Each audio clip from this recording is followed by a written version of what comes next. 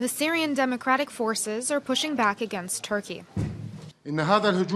This barbaric attack is a flagrant aggression against all components of Syria and is clear support to the Islamic State terrorist organization.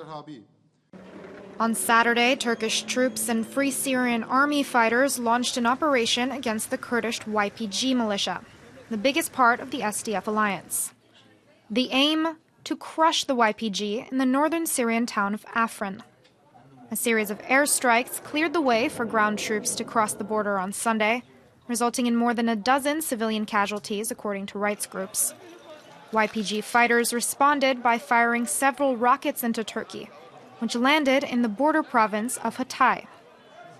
Turkish President Recep Tayyip Erdogan said his forces would not back down and that the campaign was backed by Moscow. Afrin will be settled. There won't be a step back from Afrin.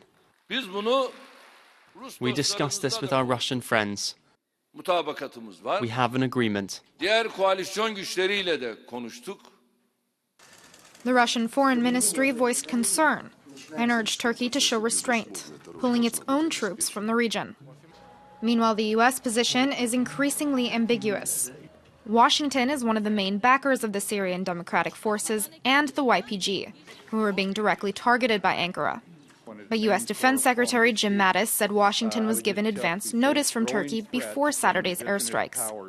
He called Turkey a trusted NATO ally with, quote, legitimate security concerns. Turkey says the YPG militia is part of the PKK, a pro-independence Kurdish movement which it considers a terrorist organization.